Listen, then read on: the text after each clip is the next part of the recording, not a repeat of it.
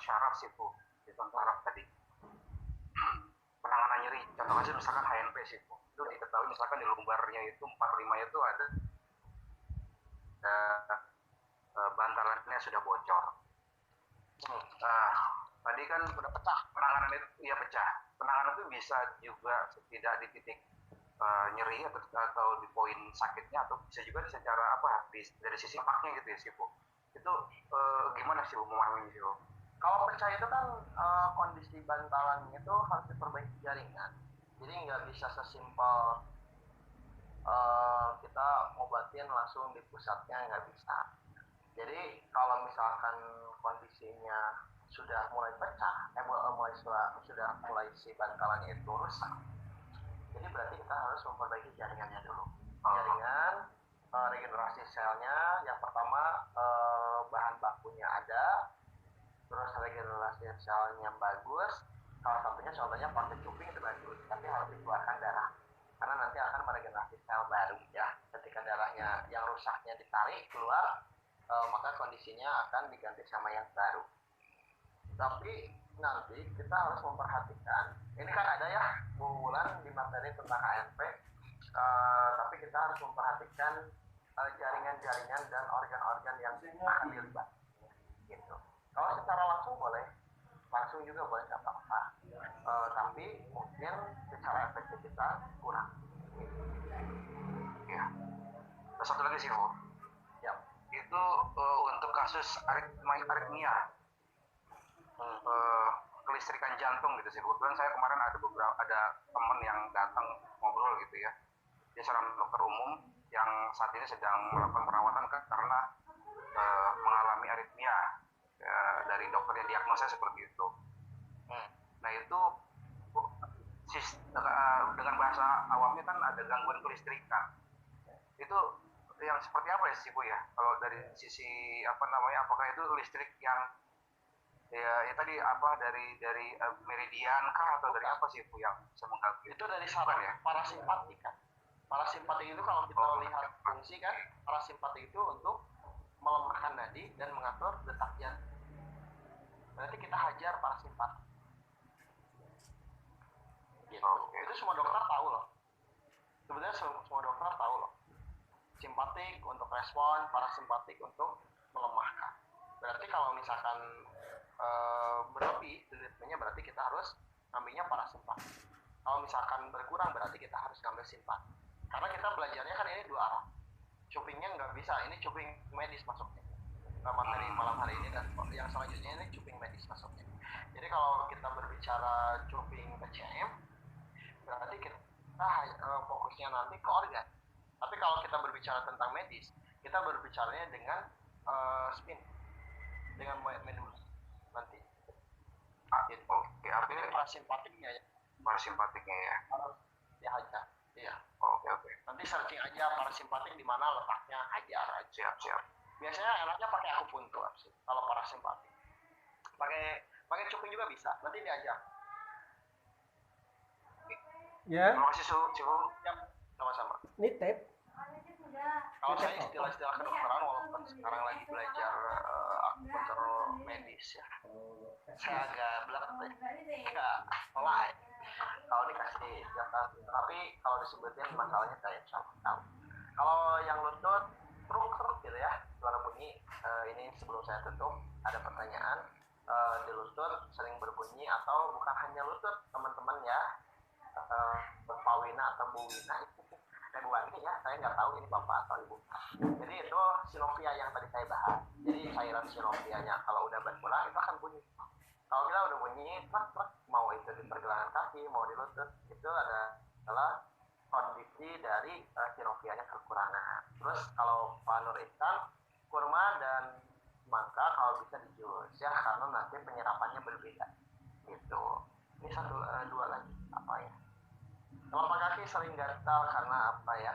Itu karena gangguan saraf. Karena gangguan saraf nanti akan mempengaruhi teman-teman secara kalau ada yang gatal itu sering ada fungsi. Jadi misalkan linu, pegel, penglihatan kabut, telinga berkedip, perut mula, lapar, gatal, nyeri. ini adalah kinerja otak, ya kinerja otak yang terus bekerja, ya gitu, kerja saraf ya sebenarnya gitu. Itu mungkin Bu Bulan gimana, mau ditutup atau pertanyaan lagi? Ini Bu Sri, satu lagi. Bu Sri, coba satu lagi Master. Bu Sri Daryanti. Boleh satu lagi ya, pertanyaan penutup.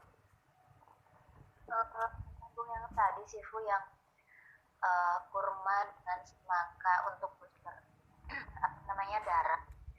Seumpama darah rendah untuk laki-laki kan jika 58/37 kan terlalu rendah ya. Apanya ini? Darah. Tensinya. Wes, Ibu diamnya di tempat dingin. Bukan. Keluarga. Ya, diamnya di tempat dingin. Itu tensi gitu di tempat dingin loh biasanya. Ya, daerah panas sih Bu. Wah, keren. Terus? Ini badannya lagi kurang bagus. Karena memang habis dari perjalanan itu. Jika dikasih kurma dengan semangka ini, kita gempur seharusnya sampai level normalnya atau bisa dilebihkan. Oke. Ya. Walaupun ada suaranya patah-patah kayak Dewi Persik ya. Jadi boleh distabilkan. Jadi kalau kita mengkonsumsi kurma sama mentimun, kurma sama semangka, bisa sampai tubuh nyaman aja ya.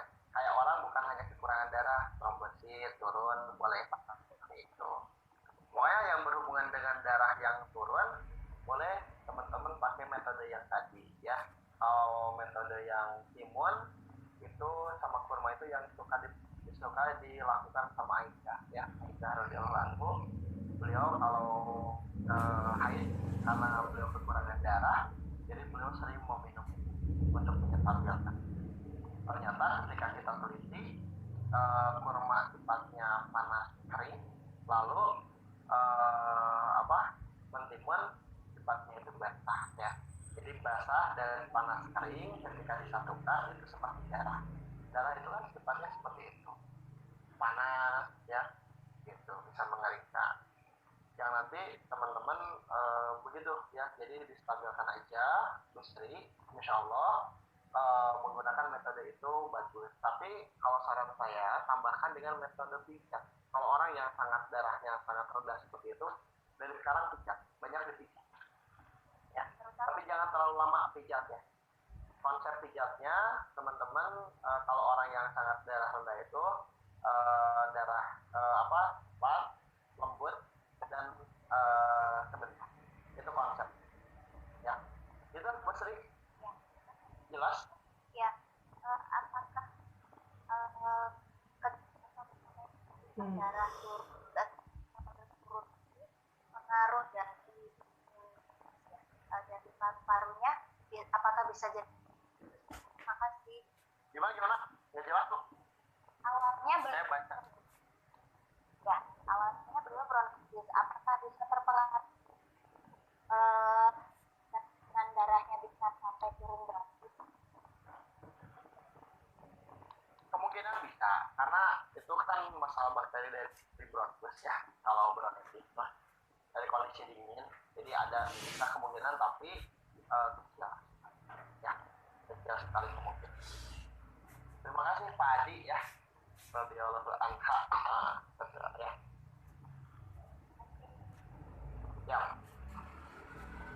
kita nanti lanjut part kedua teman-teman. Part kedua nggak tahu jadwalnya tanggal berapa, silahkan hubungi Bu Wulan. Mungkin itu malam hari ini yang bisa saya sampaikan. Terima kasih atas perhatiannya. Mohon maaf segala kekurangan yang saya sampaikan. Semoga malam hari ini tidak ada lidah saya yang tergelincir dan mengganggu perasaan teman-teman. Akhirul salam. Sebelum nanti akan ada pengumuman dari Bu Wulan, saya untuk saya pribadi dulu mau menutup. Terima kasih. Selamat malam, salam sehat, dapatkan obat, 3 kita hidup sehat, hidup berkah.